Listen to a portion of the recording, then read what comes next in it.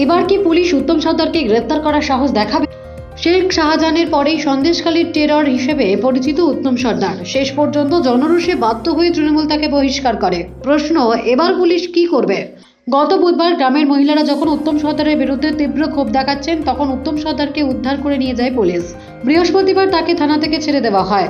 এরপর বসিরহাটের এসডিপিও সংবাদ মাধ্যমকে বলেন, উত্তম সর্দারের বিরুদ্ধে কোনো অভিযোগ নেই। যদিও গ্রামবাসীদের দাবি, উত্তমের বিরুদ্ধে আগেই লিজের টাকা না দেওয়ার অভিযোগ দায়ের করা হয়েছিল। বুধবার তার বিরুদ্ধে শ্লীলতাহানির অভিযোগ করেন এক মহিলা। প্রশ্ন উঠছে, পুলিশ যার বিরুদ্ধে অভিযোগ নেই বলে দাবি করেছে, তাকে কেন সাসপেন্ড করলো তৃণমূল? আর অভিযোগ থাকলে তাকে কেন থানা থেকে ছেড়ে দেওয়া হলো? এবার কি পুলিশ ওকে গ্রেপ্তারের সাহস দেখাতে পারবে? উত্তম সর্দারের বিরুদ্ধে ক্ষোভ থেকেই বুধবার প্রথম উত্তাল হয়ে ওঠে সন্দেশখালী। তাছাড়া যার প্রশ্রয়ে উত্তমের বারবারন্ত সেই শেখ শাহজাহানের বিরুদ্ধে কেন এতদিনও পদক্ষেপ করতে পারল না তৃণমূল, এমন নানা প্রশ্ন ঘুরে বেড়াচ্ছে সাধারণ মানুষের মধ্যে।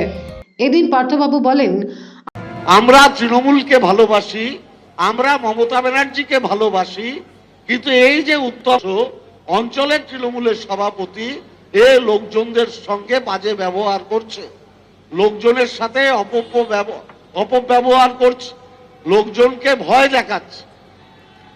তৃণমূল কংগ্রেস পার্টিটা কিন্তু সিপিএম এর মতো নয়।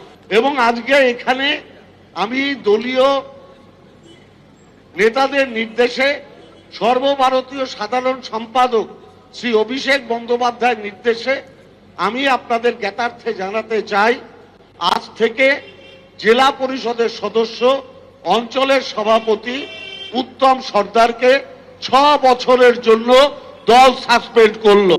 যদিও গতকাল পর্যন্ত তৃণমূল নেতৃত্ব বলে এসেছেন যে শাহজাহান বা উত্তম সর্দার তাদের নেতা, বিজেপি ও সিপিএম অযথা উস্কানি দিয়ে মানুষকে উত্তেজিত করছে।